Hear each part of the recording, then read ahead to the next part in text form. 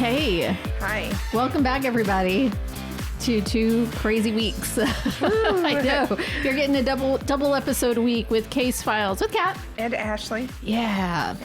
So we're just keeping it together over here, guys. I don't know. Always. We're barely hanging on. We're barely hanging on. It's like we've had illnesses and just craziness. April's turned out to be really a crazy month. Yeah. But I want to talk about something really important. Oh, what is that? What are you drinking? You guys. I think this was a trap. One of the beers they got me back when they bought me those, forever ago.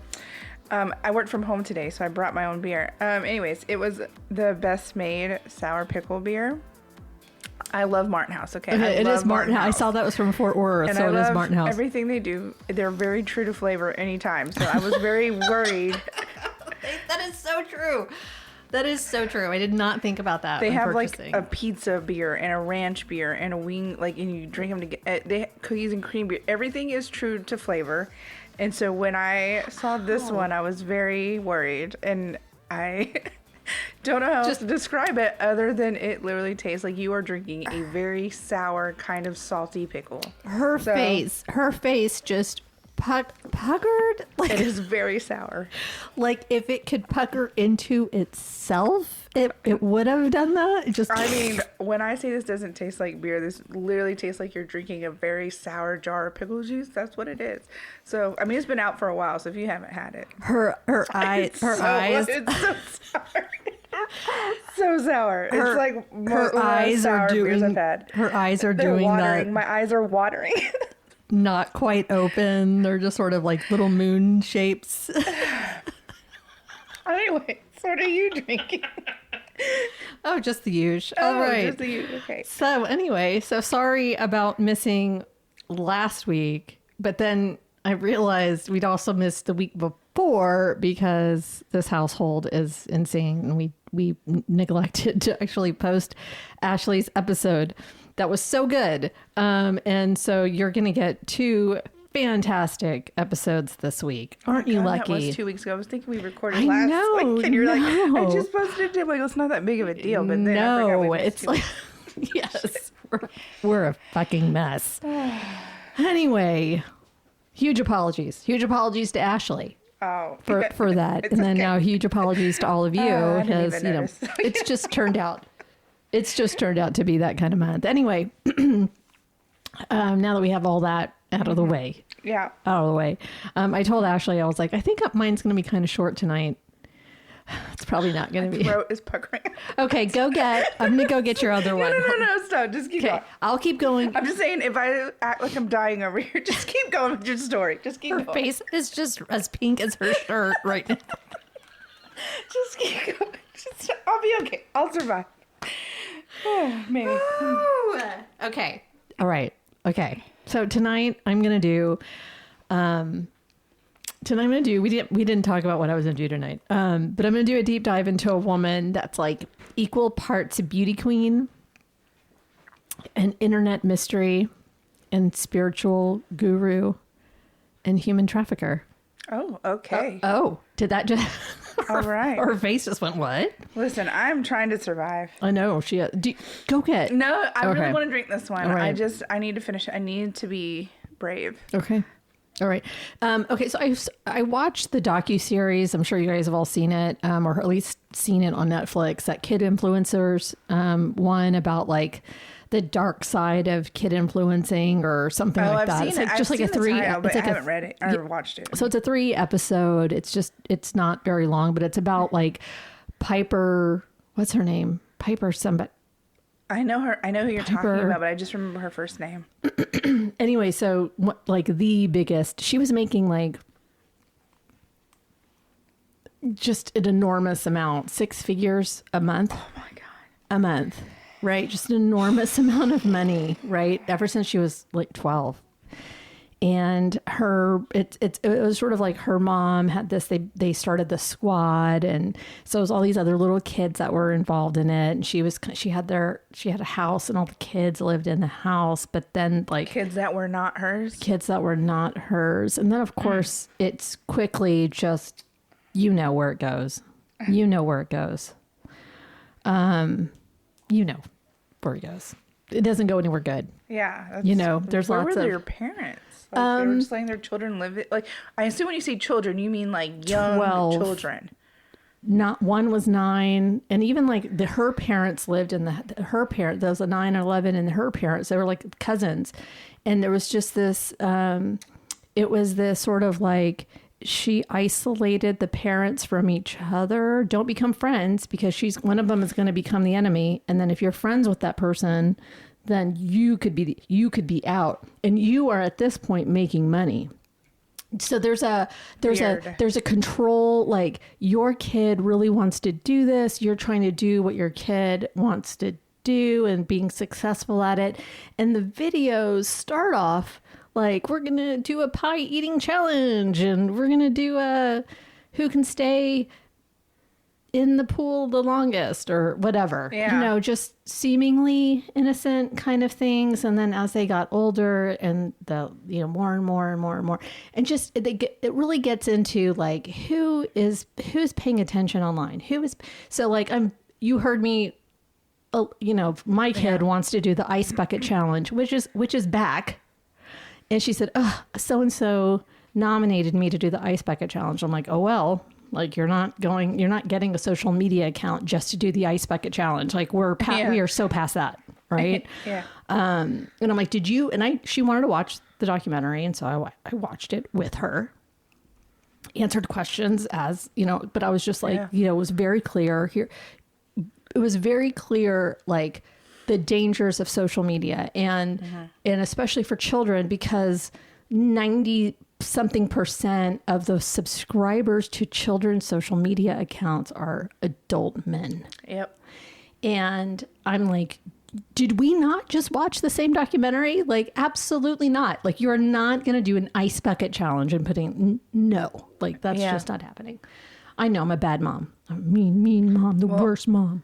To be fair, when I speak at schools, one of the things, like we did this statistics and stuff, and they interviewed men in jail that had, abused children, and they said they found most of their victims online on social media because they got their names, their hobbies, their pets' names, whatever, all of the information, and their parents would post pictures of them like in their bathing suits or whatever, be it their parents' social media that was posting pictures of their children or the kids' social media themselves. Majority of the inmates said that that's where they got the information to groom the kid or get the kid away or whatever. And on like the dark web, they said like the images that were being sold or being shared were coming from Instagram, and they were saying like, isn't it great? We don't even have to pay for these anymore. It's the parents are giving this stuff to us for free. Yeah, they'll take pictures of children like in bathing suits or in bikinis and paste bodies on them or paste faces on them. Like they don't. It's gross. Anyway, and it's coming from parents. It's coming, and it's not to take. Are the parents at fault? Yes. Yeah. But this particular mother, the predator, is. I'm not saying that you shouldn't post your kids. I'm just saying you should be very, very careful. That's all I was getting at, because it's so crazy out there nowadays. One of the, but are these other kids, like the other kids' parents, like they put them into, like, which is crazy to me. But it was a, and it's not to victim shame, but they should take some responsibility, because there were red flags. They chose to ignore them. And then at a certain point they didn't see, I don't think they saw them anymore, so like it started out small. And I think that it's such a new, social media is such a new thing. There's not a lot of protections for children. There are protections for children when it comes to, work hours and schooling and things like that in film and TV, but that doesn't exist for social media. And only in like a few states, like California is like, oh, you have to have a certain amount of school time. but it doesn't say like about, or you're supposed to get paid, but it doesn't say like what other protections they should have. Right. You know, so it's still so new and it's still so much. Anyway, so obviously social media is something I've been paying a lot of attention to. And having a preteen is just made me be more aware of it. And so I think that's probably why so much of the things that I've been doing lately, from the catfishing to just the different ways that people, where crime is happening online, and just different ways of looking at it. And just, I think that the more that we educate ourselves, then the better we'll be at making our own decisions. And so tonight I'm going to be talking to you about a woman named Kat. Not me. Oh. Her name is Kat Torres. Thank you for clarifying. I know. So a lot of what I'm going to talk about is coming from a BBC documentary called Like, Follow, Trafficked. And so it's the Instagram, something. And then there's a Wondery podcast called Don't Cross Cat. It's a 6-part, ends up being 9-part documentary series and a podcast series. And then there was a couple of other podcasts that I listened to that had like 1 or 2 episodes, just to kind of do all of that. As far as what's written, her Wikipedia page is like half a page. It's not a lot. You know, there's some articles. A lot of it is in Portuguese, so just the translation's a little bit off. But really, the docuseries, the podcast series, Don't Cross Cat, and the BBC documentary are a wealth of knowledge. And then they kind of lead you in different directions on where to look. 2 of the victims did write books, and then the perpetrator, Kat Torres, also wrote a book, and I'll get into that. Whew, I'm hot. So Kat Torres, she was a former Brazilian beauty queen and model. She is a self-proclaimed psychic and witch, and self-proclaimed Leonardo DiCaprio's ex. These things all go so well hand in hand. Brazilian model, witch, psychic, what? How? Leo's wife. Who? What? Like, what? Like, she talked to Jesus? Huh? Like, just Jesus. So yeah, don't worry. I thought the same thing. I only clicked on Don't Cross Cat because I was like, Cat? It looked like she was a guru, and I was like, oh, this looks right up my alley. So I was like, oh, this looks like it's about a cult leader. So sure enough. So buckle up. The story takes us from modeling in Paris to meditating in Bali, just in full on getting to meet Jesus Christ himself. So I'm ready. Let's get into it, shall we? So Kat Torres was born. Now I'm totally going to butcher this pronunciation, but I have it all written out. So apologies to our Portuguese speakers. Catucia Torres Soares. Sure. I can't even pronounce English words, so. Torres, might be Torres. Catucia Torres Soares. Sounds anyway, fancy, on Kat Torres. And she was born on October 24th, 1988. Oh. She's a youngin'. I guess I expected her to be older for some reason when you were talking about all of this. So she was younger than me. I know. She was born in a very poor area of northern Brazil in the city of Belém. And like poor, right? Like think of poor in Brazil, and that is her life, you know. Like there was 4 of them, 5 of them living in a little house with 1 bathroom that was really small. She shared a room with her sister. Home life was not great. Her dad was a drinker. He was known to be violent. And I haven't heard any accusations or seen any other accusations of like sexual abuse by her father, but she did make allegations against other family members. But not a whole lot is known about who or at what age that happened.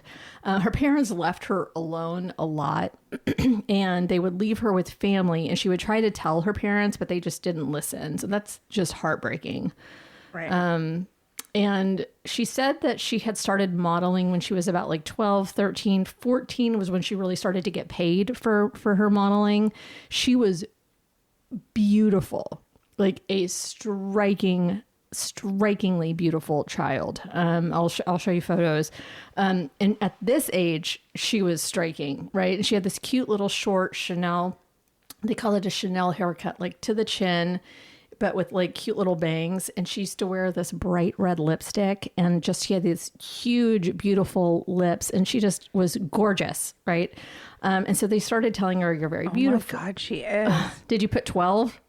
Well, not even just when she's 12, but like, dang. Yeah, she looks like a Barbie. Like, she just is so perfect. Like, she's just gorgeous, right? And she's just very striking. Anyway, so she listened. People said that she should model, so she modeled. And she started to take modeling gigs. And this is sort of when things started getting worse for her at home. You know, she was bringing in money, but it started to make her dad drink more, which was weird. So she saw modeling as her way of escape from this life, right? This is her way out. So when she was 18, she managed to make it to Europe, and she was trying to break into like the runway, like super fashion model scene. Unfortunately, modeling on the runway wasn't in the cards for her, but she was getting hired to do, there's one support kitty. She was getting hired to do like lingerie modeling, like catalog modeling. And so she was being flown to Korea, all over Europe, the US, and it was all, lingerie. But I mean, she had a flawless figure. So, I mean, this was perfect for her. She was just gorgeous. And she wasn't like Cindy Crawford and Naomi Campbell famous, but she was making money. She was paying the bills, right? I mean, nothing to sneeze at, right?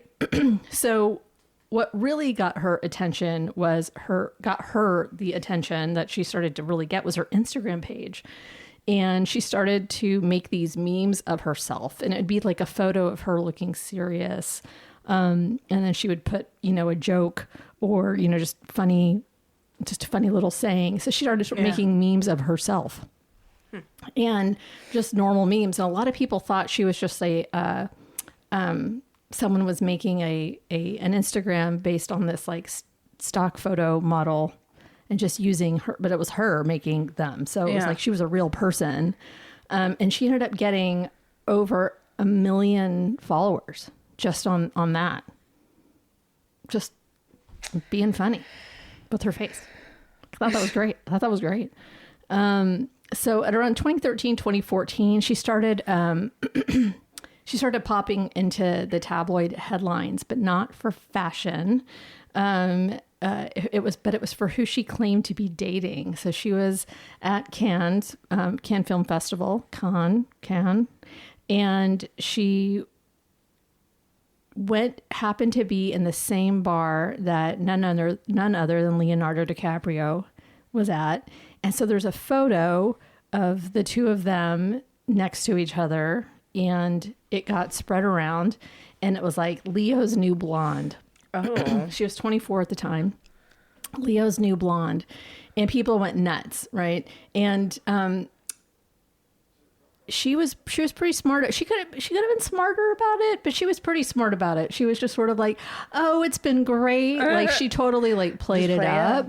But if you were really dating Leo, there's probably an NDA, and she's talking, "Oh, it's so great," and they're like, "Yeah, you can't say you're dating him." So so then she'd make it on TV where she was like, "Oh, yeah, we didn't really know each other," and they didn't, and that was the truth. But she kind of told until they told her to stop. Probably she was telling anybody who would listen that they had a thing. But like, no, that's not true. But it was also the way that they described her as being a Brazilian supermodel, and a lot of her friends in Europe were like, Kat Torres. She's a print model. Like, she's not a supermodel. Like, she just does lingerie, What kind of friends those are? She could never be a supermodel. But just sort of like, oh, she's rewriting her story, because they knew who she was, and they knew that she wasn't a supermodel. And so they're like, oh, so she kind of like was giving herself more clout. And so then she started to get even bigger, right? And so her Instagram posts started to turn to the more hippy dippy stuff, yoga, self-help, all natural dieting, exercise. She's using that stuff to her advantage, pictures of nature and that sort of thing. And then she started using quotes on those photos that later were discovered to actually be like other people's quotes that she wasn't giving credit. It was like she came up with these deep thoughts on her own. Yeah. But no. But it was at this point around 2016. She's living in New York City. She finally, got to the United States. And she was living a pretty wealthy lifestyle. She had a roommate, and he was interviewed by the BBC. She had a roommate who was living for free with her, and his name is Loser Tversky, and he's excuse me. Yep, Luzer. But that's actually how you pronounce it. That's how you put Loser Tversky. Loser. Oh, I don't know if I would tell people my name was Loser. Setting the bar pretty high. I know. I had to let me go look him up. Yep, that's how. Okay. And he says it. I'm Loser Tversky. I'm an actor and a writer, and so he was living the high life with her, and he said that she had relationships with very wealthy men. One of them was known to be a friend of Vladimir Putin's. Oh, a Russian billionaire, who were just basically funding her lifestyle. So she was a sugar baby. And so very transactional relationships, right? But she had one friend that she had, from childhood, who she said, she was really in love with the billionaire. Of course she was. Yeah, because they went to France, and she went on his yacht and all this kind of stuff. Anyway, but in 2017, she contracted a very serious microbacterial flesh-eating bacteria in her breast. It was like this breast infection.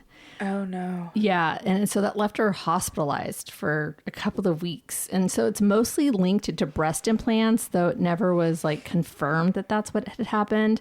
But Loser explained that once she got that infection and she was sort of out of pocket, that's when the money and the men just sort of went away. And I can't imagine how that must have felt. As her friend is saying, she was in love with this guy. She probably thought, yes, it's transactional, but she had some. It's just crazy that just because of that one infection, it ruined surgery. She had it I don't know. But it wasn't like that was the only thing about her that.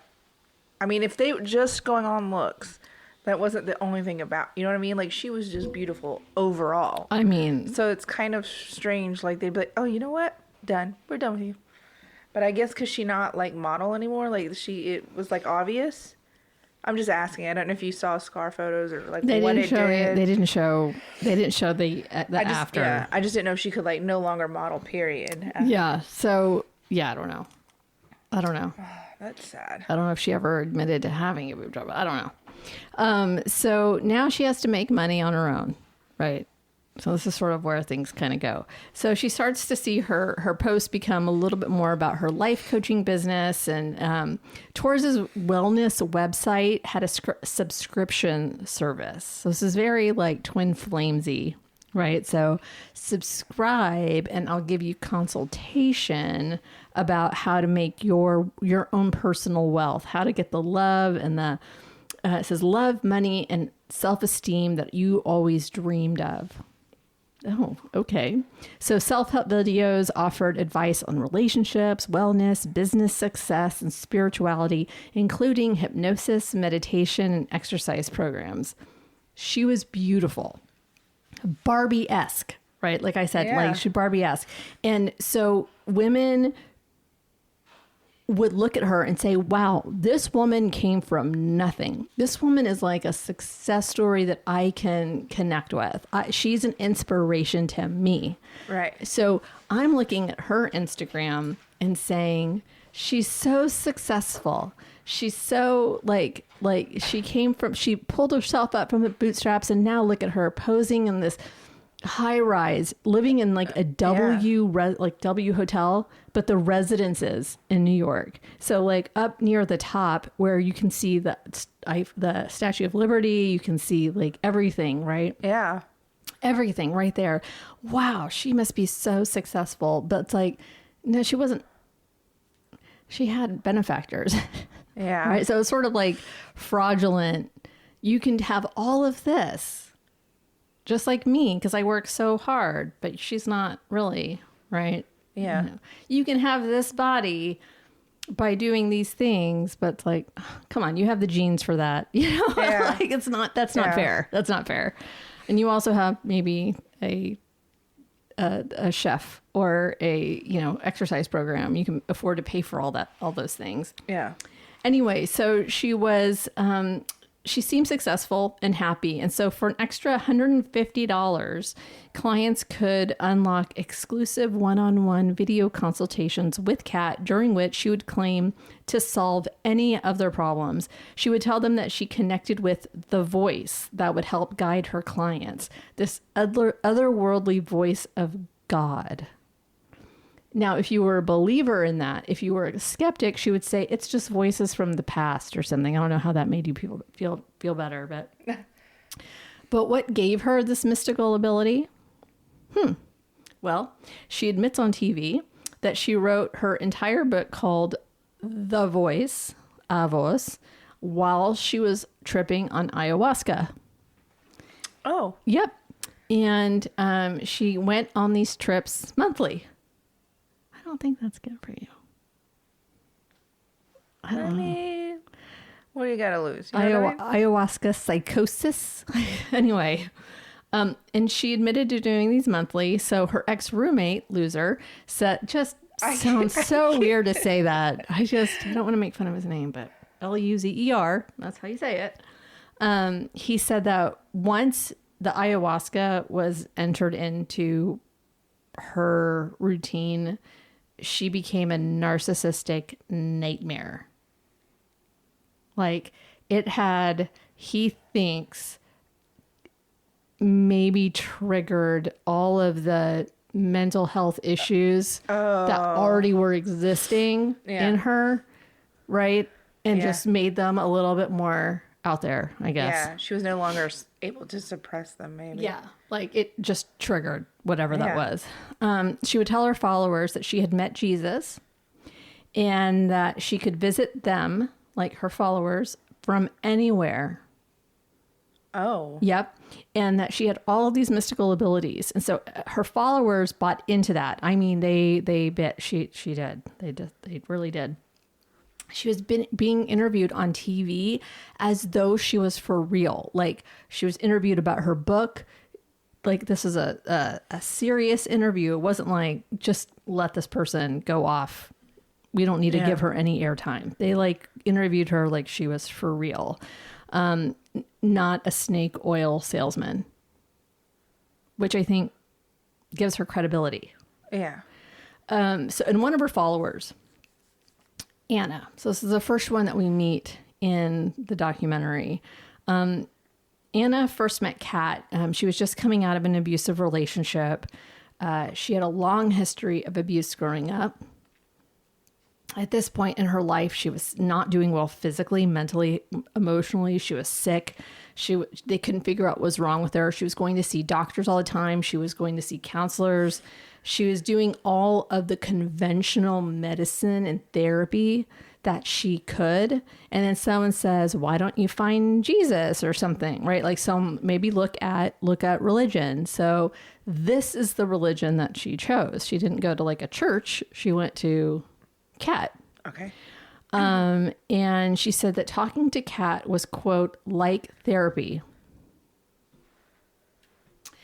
And that's for me when a red flag goes up, because like therapy is not therapy. Yeah. This woman had no therapeutic license, no counseling license. She did not go to school to do this at all. So like therapy is not therapy. If you need mental health help, please see a mental health professional. But they see her as successful and having come from so little, and now she's doing so well, and they look at her magical life on Instagram and they think, well, she must have answers, and so they listen to her. So and that's how Anna gets involved with Kat. So her first husband, Colborne Bell, he said in the BBC interview that as all of this was happening, he and Kat were going all over Brazil to visit the different churches, different religions, and to see what worked. And one of the cult leaders that she really admired and wanted to learn from was John of God. And I don't know if you've heard of him. I have not covered him, but there's hundreds of abuse cases. She specifically wanted to follow cult people? Yeah. Okay. Yeah. To see what worked. Right. Right. That seems normal. Red flag. Huge red flag. She wanted to, one of her idols was Tony Robbins, because people follow him and just give him money, right? Money. Yeah. Donald Trump, she idolized him because he could sell anything. Yeah. And people bought it. And these are the people that she was holding up in high esteem, because she wanted to do their business model. What can I sell? What can I be doing to get people to give me their money? Right. And no matter, she just took all of these different leaders and said, okay, I'm going to take the yoga from this one and the business model from this one. And then she had like a social media flair. She had a way, and also she was beautiful. I mean, like, people are, some of the interviewees are saying like anything Kat put out there, I bought. Whatever she said, she bought. And what her ex-husband said was that this is what she was trying to do. She was trying to learn from and emulate from all of these people. She wanted to get people to pay her for the lifestyle she wanted to live. And so as Kat got deeper into this lifestyle, she had people from all over the world giving money for these 1 hour, sessions or whatever, at 150 or more. Sometimes they were 700 a pop. Loser would say that she got to be more and more unreasonable because the ayahuasca was happening so often now. Like there was no talking to her. And so at this point, she told Anna that this is one of her first clients in 2021, that she had to move to NYC and help her take care of her animals, cook and clean for her, and she would pay her $2,000 a month to do that. Now, at this point, Anna was living in Boston. She was getting an engineering degree. And Kat was telling her not to get her degree because only ugly people got engineering. Oh, my God. Is that like a serious thing that she told you? Yeah, uh-huh. Only ugly people get degrees, engineering degrees. Don't get a degree. You're so beautiful. That's a gift. Do you know how many people wish they were as beautiful as you? You should be using your beauty. That's what she was telling her, right? And so Anna was coming out of a awful relationship, history of abuse. She's being told how beautiful she is and she should be using, right? All these things. She told Anna that she could become an influencer. And so like Anna was like, well, that does sound nice, but didn't quite buy in 100%. So at this point, Anna says, okay, I'll go. But she gave her like, I'm buying your ticket. You have 2 hours to decide, I really need you here. I'm going to kill myself. I'm buying, and just like, come and do this right now. If you're my friend, if you care about me, I need you here. I'm depressed. I'm going to kill myself. I'm going to buy your ticket. And you're like, oh, Why okay. would you take life advice from someone who tells you they're going to kill themselves if you don't come take care of their animals? Like, I need you here. You need to be here, right? Just that sort of like manipulative tactic. Told me they were going to kill themselves. But at this point, you're just you're in though. You're in. You don't do, this isn't the first day, right? It's not the first day. You're in. Yeah, I guess. So when Anna arrives to Kat's apartment, she's shocked by the conditions. It's smelly. It's dirty. It's not furnished well. Like, this was not what she was showing her followers. The couch smelled like urine, cat urine. She also couldn't do anything without Anna being right there, not even taking a shower. She took a shower. She had to be in the bathroom with Kat while she took a shower because she couldn't just stand to be alone with her thoughts. Yeah. And she wouldn't let Anna sleep, but just a few hours when she went out with her boyfriends. And then when she came home, she'd wake Anna up to be like, okay, I'm home. Wake up. It got so bad that she would just get a few hours of sleep, and Anna would tell Kat, like, I'm going to go work out. And then she would go down to the gym in the building and then sleep on the yoga mat just to get some sleep. It's fucked up. It's fucked up. So this is about sleep deprivation. She's actually at this point not paying Anna at all. Anna's doing all this work, cleaning up after the cats, cooking, all of that, cleaning, not paying her, sleep deprivation, making her do all the things that Kat doesn't want to do, and getting pleasure from not paying her. At this point, she's like, it's all so triggering for Anna. She's doing all these things that like Anna just escaped from in her own relationship. And it's all just like, she's wearing Anna down, wearing Anna down, wearing Anna down. Because she was just in an abusive relationship as well. It took Anna 3 months to leave because she was like, listen, you have to pay me. And she good for her for like leaving. And then she wasn't going to. And she was like, okay, well, you can. She's like, I'm going to get a job, part-time job. And I'm, just so I can save money to get out of here. And she's like, fine, if you get a part-time job, then you have to give me your money. And she's like, no. Kat's like, no deal then. Yeah, no shit, no deal. Yeah. Yeah, no. So then she like moved in with a guy that was her saving grace. She was able to get out. But it took her like a year of Kat just like really even online abusing her to get rid of Kat's influence in her life.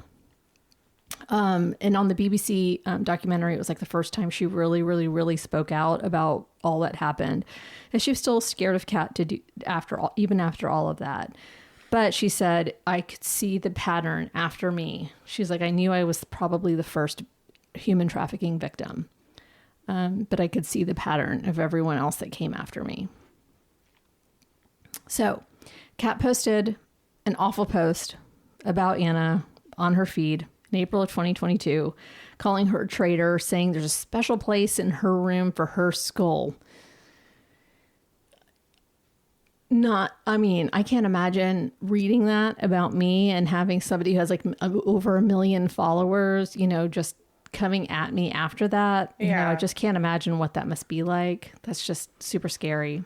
So she filed a police report in May of 2022, but it wasn't taken seriously by the authorities, at least of course not at first. So by this time, Kat had already been divorced and met a 21-year-old guy named Zach Minkin. She was 33, I guess at this point, married a 21-year-old guy. They moved to a house in Austin. Yay! And they moved into this 5-bedroom house, and they were not liked by their neighbors. The biggest complaint, the one that actually agreed to be interviewed, the biggest complaint, he had two, was they were not very friendly people. They waved and they would never wave back. And that made me laugh because I was like, that's funny. And then I was like, oh, it's Texas. Yeah, that's totally rude. My across the street neighbor doesn't wave back at us. So I don't wave at any of my neighbors. Do they wave at you though? No, we try to not talk to one another. Oh, okay. Yeah, his wife waves at us, but he doesn't. He just ignores us. Everyone else is really nice. But like, I don't wave at people. You know what I mean? But it's like, hey, we just, if you drive by him we in have the a lot of neighborhood. renters stuff, so they come and go. I don't know. They could be serial killers for all We've been I know. here 10 years. He's never waved to me. Never. Well, we should go over there right now. I know. We'll be back later, guys. Not once. Let's see what happens. He doesn't like me. And that made me laugh. But then I was like, oh, yeah. That would totally piss me off, too.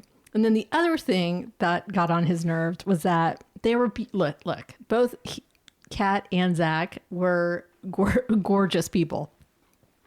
no fooling. No fooling. He was a buff dude, and he always, his other complaint was that he always mowed the lawn without his shirt on. Seriously, those were the complaints. They didn't wave, and he would mow the the lawn without a shirt on. He just was always half naked. Boom, boom, boom. With all his muscles. What a terrible life these people must live for these to be their complaints. Jeez.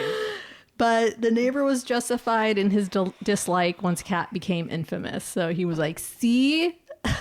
I knew there was something off about them. So, so much happens in this Austin, Texas house. After Anna leaves, Desiree Freitas and Leticia Maya Alvarenga, golly, that's tough, were among the most prominent victims of Kat's. More than 20 women did come forward, but these are the ones that we can either hear from because of what the book they've written or because they actually put their face on TV. So Desiree, in the documentary and in the Don't Cross Kat podcast, is portrayed by an actor, and then Leticia and Anna are themselves. Okay. There's also a third woman named Sol. So Desiree, a 23-year-old Brazilian woman living in Germany, was drawn to Kat's promises of spiritual enlightenment and luxurious lifestyle. Enticed by these assurances, she relocated to the U.S. under Kat's guidance. However, upon arrival, Desiree found herself in a very coercive environment where she was pressured into working at a strip club and later into prostitution. Torres imposed strict earning quotas, reportedly up to $3,000 a day, and threatened Desiree with homelessness or spiritual curses if she failed to comply. Don't come home unless you've made this much money. You can't make that much money, then you better start prostituting yourself. There it is. Desiree recounted sleeping on the streets when she couldn't meet the demands and eventually transferred over $21,000 total into Kat's account in 2 months. $21,000 by selling her body. In a heartfelt statement, Desiree expressed, "She used my faith, spirituality, empathy, and the feeling of friendship I had for her to make me move to another country and do things that go against my essence." And it made me so sad for her because one of the girls that you meet in the Don't Cross Kat is a friend of Desiree's who really tried to be that voice of reason, which isolated Desiree even more. But then when it became like, where is Desiree? And she disappeared. It was Patty. It was their other friends. It was their family. They did not give up in trying to find them. Yeah. And it was just, it's amazing how much work that they put into actually finding all of these girls. Then there's Leticia. And so she was actually, her involvement with Kat began when she was 14. That's when she first discovered Kat. And she was doing the online sessions with her too. And by 21, she had moved to the U.S. under the pretense of participating in an au pair program. So to become like a nanny. Yeah. And instead, Leticia was subjected to conditions similar to Desiree's, including forced labor, isolation, and financial exploitation. Torres controlled their movements, restricted communication within the house, meaning they could not speak to one another. They were not allowed to speak to one another because then they could gather together their forces, I guess. Yeah. And demanded they hand over every single cent that they earned. Leticia's family, alarmed by her sudden disappearance and uncharacteristic behavior, initiated a social media campaign to locate her.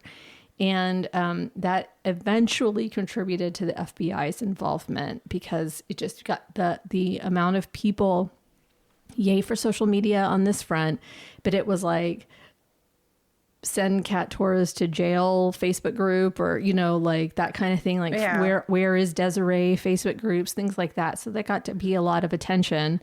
There was a third woman named Soul, and that is the name she used, was experiencing homelessness. And she was like, she had spent some time in shelters and things like that. When Kat on her social media feed said, if you want to come and live in Texas with me, you can come, and it's going to be, you start working at 5 a.m. and you go to bed at 2 a.m. and it's not going to be easy, but you can stay here and work and I'll pay you and that kind of thing. Yeah. So she puts that out on the internet for everybody. Okay. Everybody. And so Soul took her up on it. She was like, I don't want to be homeless. Yeah. Let me try this out, right? So then Kat posted on her feed introducing the world to her new coven. Meet the witches. It was like, oh my God. And each of them had their own powers. And so that's how, so when people were like looking for Desiree and Leticia and everybody, so this all of a sudden they show up. So Desiree, they each had their own power. So Desiree's power was mental, intellectual, and wit. Okay. Leticia's powers were to be able to kill any human with her mind. Soul's power was clairvoyance and magic. And Kat's power, well, she was the queen of the witches. Her power was of hypnosis and mental manipulation. And I'm assuming she's the one that told these people they had these powers. They didn't just like pick their own powers. They did not pick their own powers. Yes, those powers. But I love how she just put the quiet part out loud. Mental manipulation. When it's right in your face, sometimes you just miss it. And then wait till you hear her later. Anyway, so yes. So this right here is where she says the quiet part out loud. One day, Katusha went to the room with this girl with crystals and tarot cards and candles. In my mind, I think she's doing, some witchcraft. And in the same afternoon, I remember I was coming upstairs. I think it was with a basket with laundry. And the girl looked at me in the eyes and said, I want you to drive me to a strip club. Katusha told me there, the voice in her head is saying that I have to go to this place because it's in there that I'm going to find my husband. That was Soul speaking, by the way. She told me about the Hollywood industry and the experiences she had in Los Angeles, the people she met, the parties she went to. This is Desiree. She knew several models and influencers who had become prostitutes in Europe and in the United States. Before I could even ask for an explanation, she said that I was wasting $1 million opportunity. She talked about the money she had spent on me, including tickets, accommodation, food, furniture for my room, and even the witchcraft she had done. She said if I decided to leave, all these expenses would be charged, and if I didn't pay, she would curse me. She continued saying that in order for me to achieve my goals, I had to prove to God that I should be willing to do whatever it takes to achieve my dreams. Because if success were easy, everyone would be successful. So that was Desiree's as an actor. Like that was an actor portraying Desiree. So imagine you're here from another country. Yeah. You don't have a visa. Maybe your visa is now expired because you're just visiting. And now there's this person who's holding all of that over you. Now you're breaking the law. Yeah. Now you're breaking the law because you're not supposed to be. Yeah. Yes. So the abuse didn't. What? It's just so insane. Like how people are able to do, like how cult leaders in general are so good about manipulating people. It's so good. Insane. So good. So the abuse didn't end there. Kat made it so that the women couldn't speak to each other, like I said, or to their families. So they were completely cut off. The isolation was complete, and the grip that she had on them was real. And when the dancing got to be too much work, it was Kat that convinced them to become escorts. And so Kat set up profiles for them on the Sugar Baby websites. But this is actually what helped lead them to become rescued. Because unfortunately, their profiles were found by their friends and family. Did you say unfortunately Well, or fortunately? fortunately, but unfortunately. Because how humiliating for them. How humiliating that they were like the one thing they probably would have never wanted their friends and family to know about what they are doing. They now all know. And it was on social media. It was in the media because now all of these groups are like, where's Desiree? Find Desiree. That was all being published on there. This is how we know that they're being trafficked, because look what they're doing. This isn't what they would ever do. Yeah. You know, this is not them. This is manipulation. The families and friends of these women, although cut off from their loved ones, did not stop trying to locate them and save them. Even from Brazil, they had strangers in the U.S. helping them connect with the police department, things like that. They were helping. Yeah, they lived in Leander. So like the Leander police department was being contacted by people who lived in Texas. Like, hey, I'm just trying to connect with the police and find out if you could do a welfare check. We can't get a hold of these girls. And so now that because of the web sleuths, they were able to find out like where they were, you know, so like all of it because of the sugar baby websites, they were able to find out like where they were precisely. And then, like I said, it blew up on social media, especially in Brazil because of who she was. And in Brazil, it was a way bigger deal. And then Kat started to do those hostage videos with the women. Like, isn't life so great here, guys? Tell them, everyone, how great it is here. Tell them how great I treat you. Tell them how happy you are now. Tell them how you don't want to talk to those evil people anymore and they should leave you alone and, you know, you're fine. You know, that sort of like, you know, those hostage videos. And, you know, tell them how much your dad abused you, how he sexually abused you. How do you go back from that?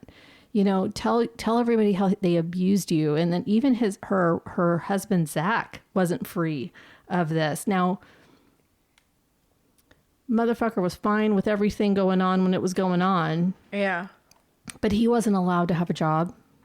He wasn't allowed by Kat to do anything but be with her all the time.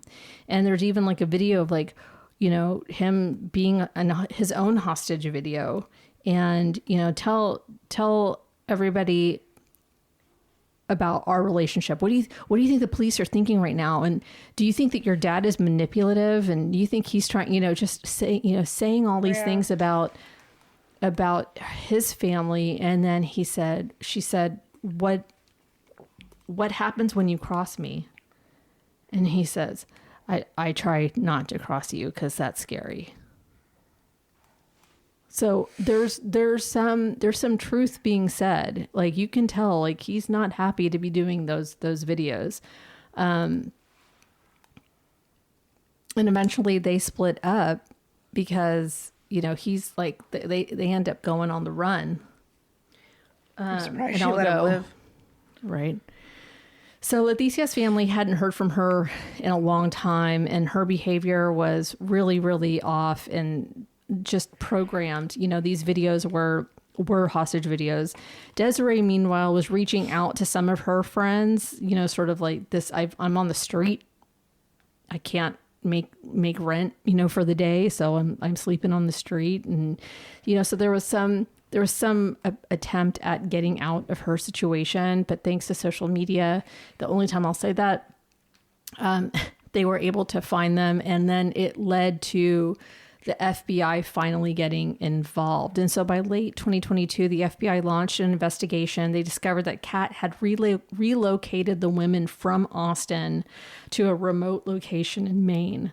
And they were even farther away from any support networks or anything. Oh, sorry. That was a good yawn. So authorities arranged for a welfare check.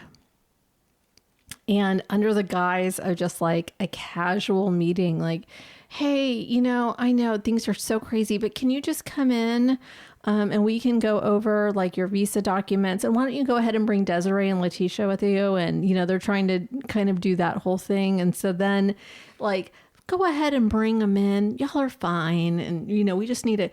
And so they kind of trick her into getting her to the police station. And so when they were there, they were able to talk to her and arrest them initially for their visa being expired. But the girl, they could tell right away that they were programmed, that they had a distrust of the police, of distrust of any authority. Anytime they were asked a question, how are you? They would look at Kat, for that confirmation to answer. Yeah. And so that was a very clear indication of human trafficking. And so they kept saying, nope, they're fine, they're fine, they're fine, they're fine.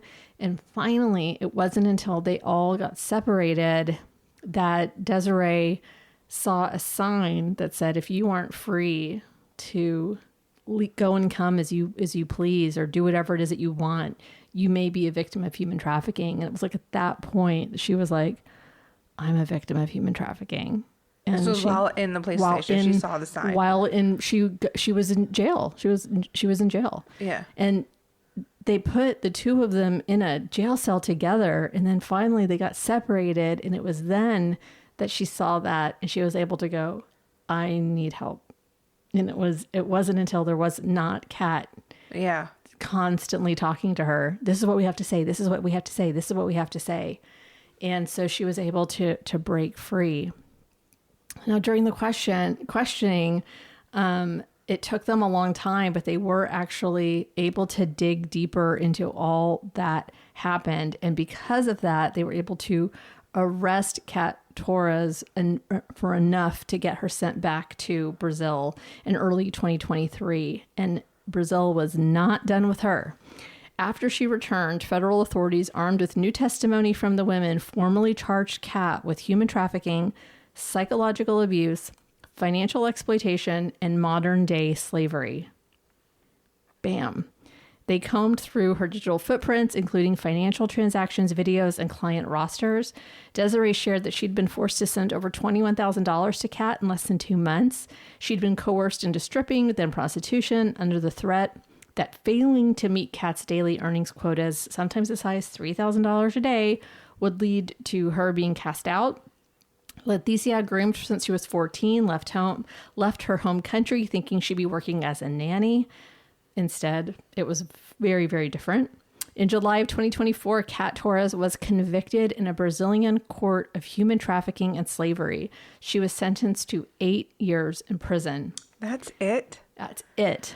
It was a stunning fall from grace from someone who once portrayed herself as this galactic queen sent from Earth to heal humanity. But for Desiree, Leticia, and many others who haven't yet come forward, the damage was deep and very, very real.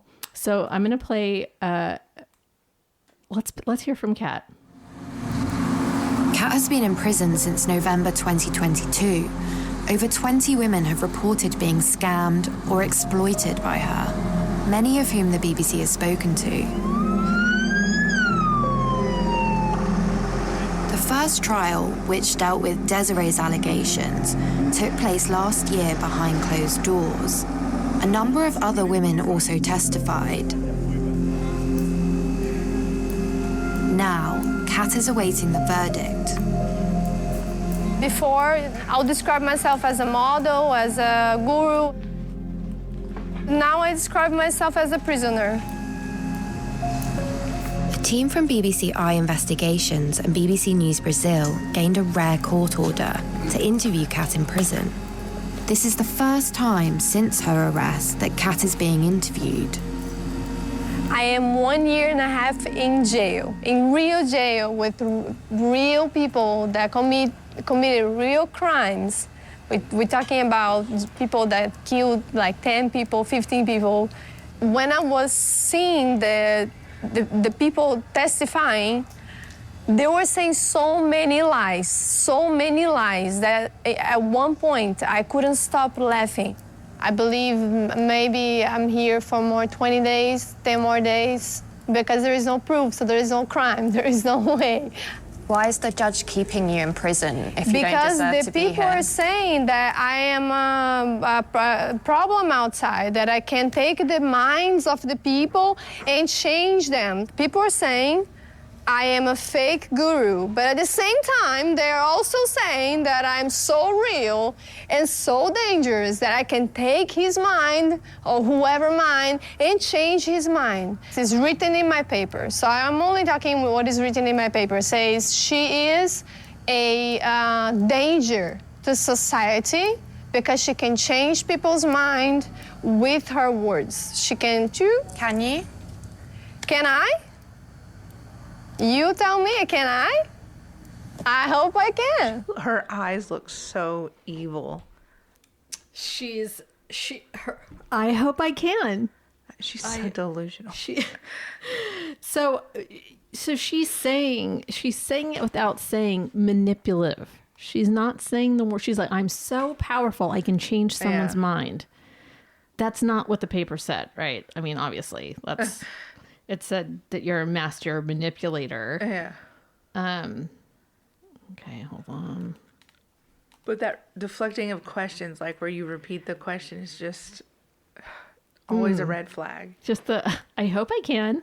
This is her ex-husband. Intent in that manipulation was positive. This is Soul. She knew exactly what she was doing. She was trying to sell the courthouse. No, it was not my intention. And that she was not a pimp. You can fool them, but you cannot fool me. I was living in there with you. Nobody lived with me. No women lived with me. This is Kat again. Other than my dog, that is a girl. My cat, that is a girl. No women live with me. We've seen messages from you inviting young women to live with you. Man, if you did not see a message in the federal police, you cannot believe this message is from me. There is no way I send a message to a person saying, come to live with me in America, I'm going to enslave you, or you're going to work for me. In my house, nobody worked. I want to say... So do you think the messages that we've seen from multiple women are fake? Absolutely, yes. What about the bank transfers from Desiree, where she's depositing money into your account? The same thing. You're saying that's completely fake?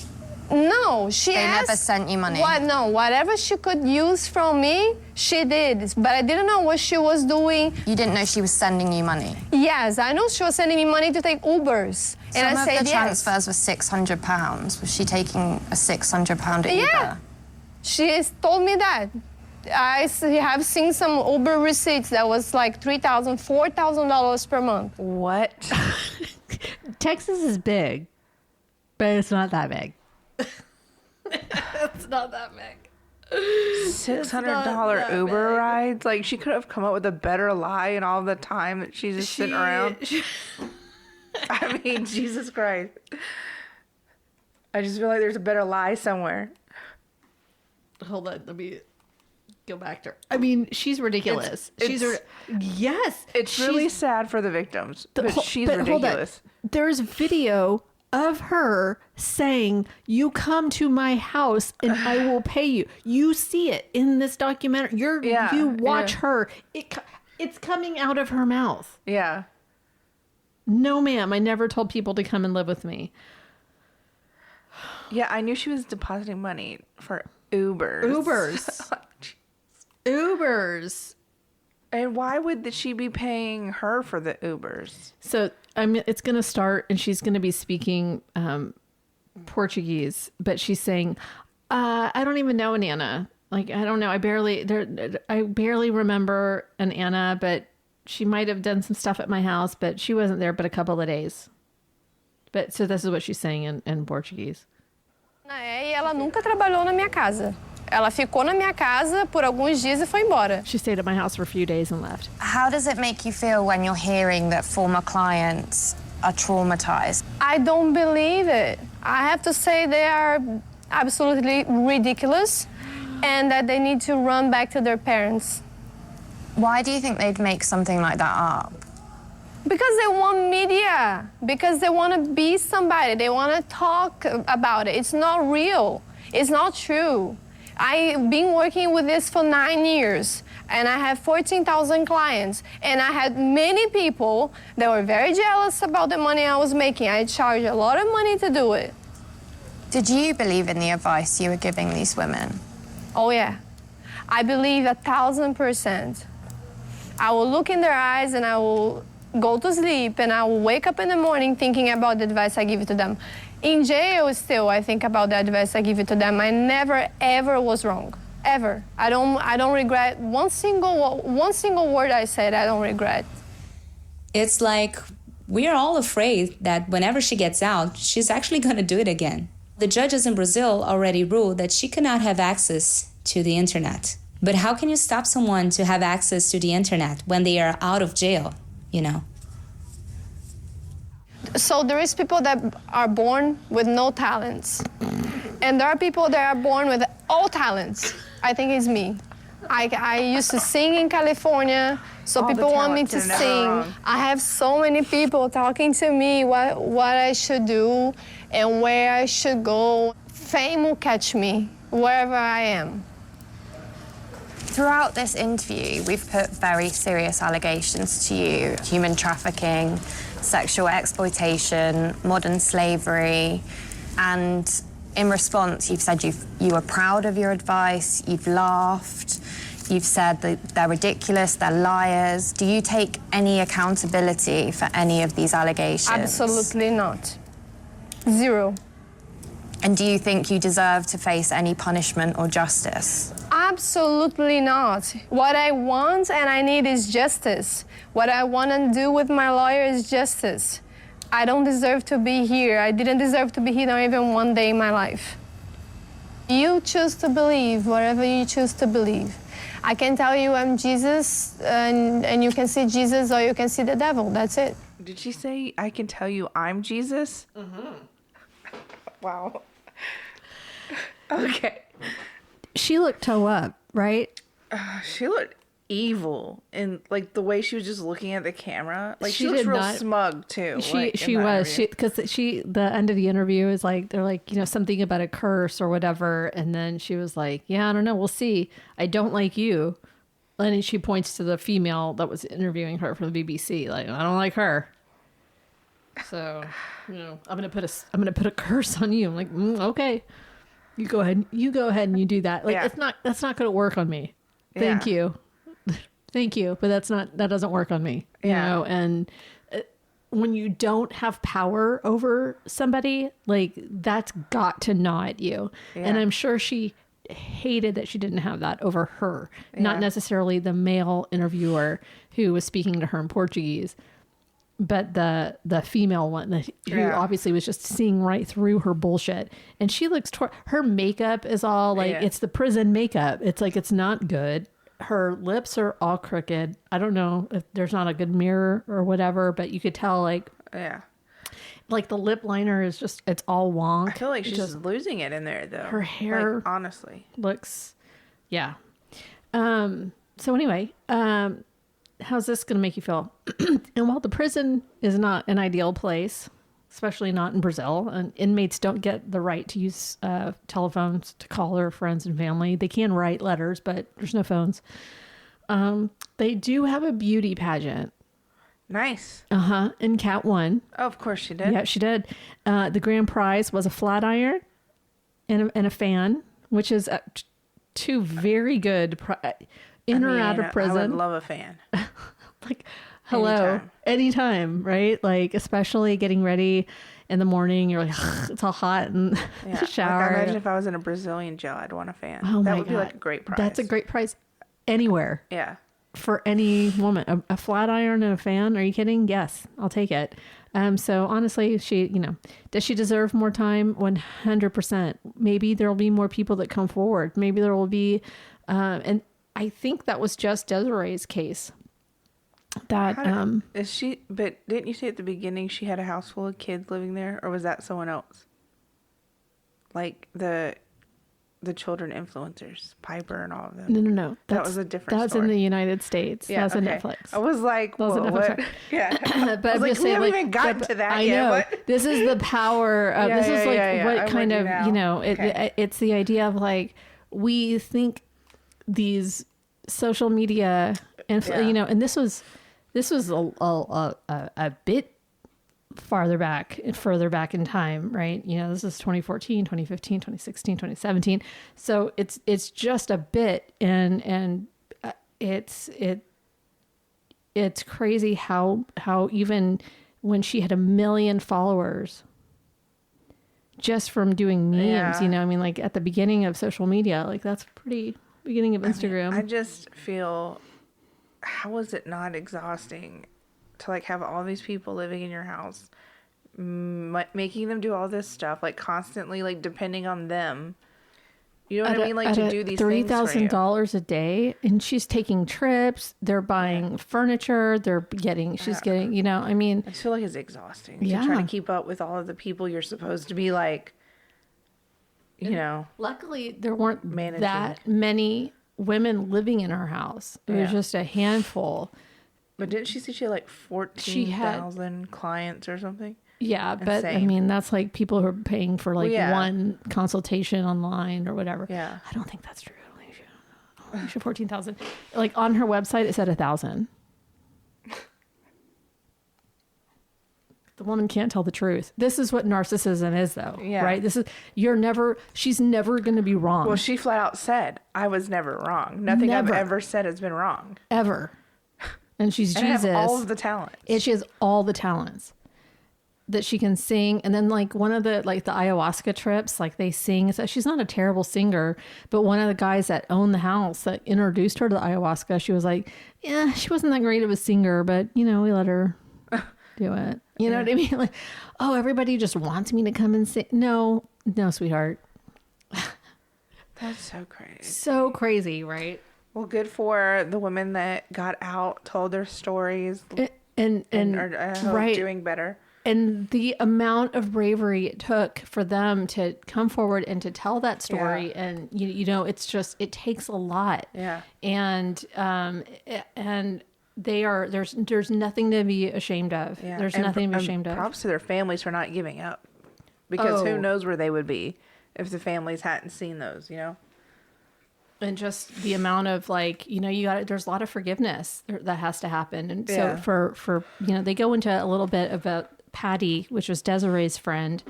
Desiree actually gave Kat pictures of Patty's children and used those children against Patty. And so like for Patty, like that was betrayal. Yeah. And putting her children out onto the internet and saying like, you abuse your children, I'm going to get your children taken away from you. And so using her children as a way to get back at Patty, like that took some forgiving. And they haven't quite gotten back to the friendship that they once had, but they're still like, maybe one day we'll be able to talk about this, but it's not easy. Yeah. It's not easy. So, I hope that they can all find peace and strength from all of this. And I know it's a lot, but power to them. Oh, the cat just jumped up here. So she's still in jail now, or is she out? Yeah. No. She's only been in there a year and blah, blah, blah. Oh, okay. Yeah. So it's 2024. Mm-hmm. Well, we got a little bit of time, and hopefully she'll get more time. Yeah. I can't believe she only got 8, but Hey, that's just one person. I think that was just for Desiree. Oh, so, I thought that was for all of them. That's why I said, wow, that's not a lot for 8. Desiree's case first, so maybe she'll get more. Yeah. Depending. Well, what are the books do you have the names of the books that they wrote? Yes. So like those are. Man, I'll find it. I'll put it up. It'll be in the show notes. I just didn't know if you had notes. I just didn't know if you had them. I closed the thing. Well, sorry. I was just curious because I felt like their books would be very interesting for people to read. But yeah, good story. Nobody died. Oh, that's crazy. You don't often tell stories where no one dies. Unless it's like, oh no, even some of the cult ones. Most of the cult ones, people die. I know. Is that terrible? That's terrible. But yeah, so more power to them. So if you want to find them, Desiree is There's Desiree and then Leticia Maya Alvarenga. It just sounds so much cooler. Ashley Helms. Yeah, with the basic middle name. Kat Clemens. Yeah. Oh no, I sound like Kat Torres.